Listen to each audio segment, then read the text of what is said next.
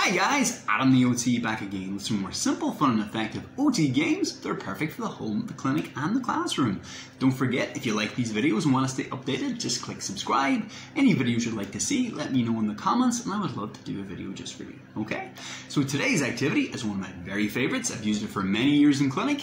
It's really good for developing fine motor skills, dexterity, in-hand manipulation, bilateral integration, motor planning, motor modulation, visual perceptual skills, and following multi-step direction. It can also be graded really easily for a range of ages and abilities. And it's called Go Nuts. Go Nuts! Ah!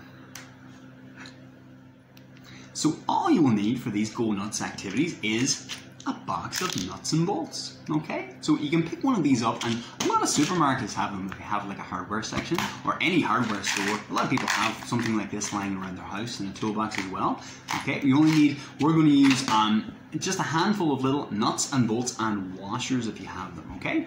You can do very simple fine motor skills play just by having the child put on the nuts and bolts, thread on the washers, even putting on the nut onto the threads of the bolt is quite a complicated, dexterous task. It's really good for kids who are struggling with motor modulation or maybe a little heavy-handed or impulsive, because they'll try and jam it on and that won't work. They have to be careful enough to find the threads and then screw it down. But then once they get that motor plan, they'll have fun with it and make it a lot more interesting, okay? But today I'm going to show you a very quick little ones, okay? So the first one on Go Nuts is this. There's Go Nuts, and the second part is called Pit Stop, okay? So first part of Go Nuts, we're going to have a little handful of just the nuts. We don't even need bolts.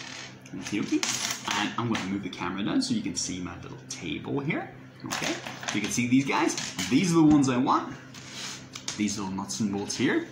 I'll take one more, and all I'll ask the young person to do is to take this little handful. Normally I'll have 4 or 5, and I want them to stack them on end, okay? So you pick up the little nut, stack it on end, and then with one hand, they need to be quite steady, quite meticulous, stacking end on end to make a little tire as big as they can.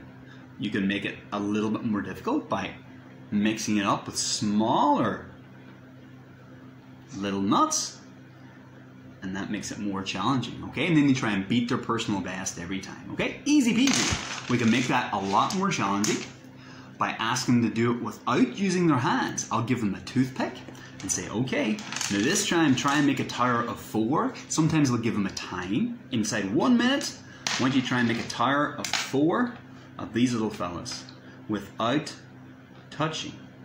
Occasionally I'll give them a motor plan or a script to follow and say, I want you make a tire with 2 big ones, 1 little one, another big one. Now stacking a big one on top of little one's more challenging, but you just mix it up, make it new every time, make it interesting, make them trying to beat their Part 2 is called Pit Stop. I love this. If you have any young people you work with that are into cars, they'll absolutely love this activity. So what we'll need is, you can use a piece of paper. I like using cardboard because we're going to do scissor skills, and scissors feel more, they give you more hepatic feedback, more feedback through the small muscles as you're using it, okay? Now I'm going to draw this, but I'm going to speed it up so you guys can see it a little bit quicker, okay?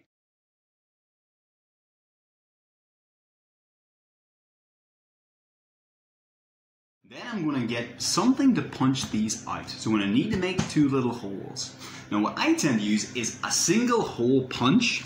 If you don't have a hole punch, you can use anything like the ends of scissors. I would get a grown-up to help the young person with this. What they can actually use is a pen,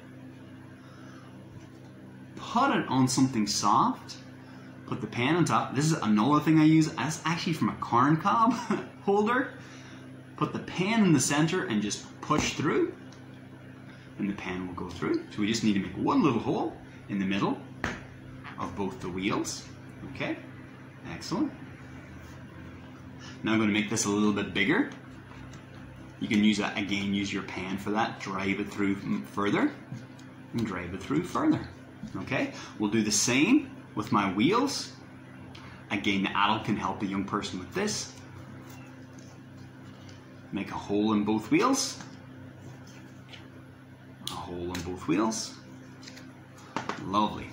Now here's what we're going to do, guys. We're going to take 2 bolts, push them through the cardboard. These are going to be the hubs, the axles for your car wheels. Another one on the other side. Excellent. We're going to take a washer over the top. You can use a number of washers if you like. Put the car wheel on top of that. Maybe another washer or 2. And then a bolt on top of that. Tighten the bolts.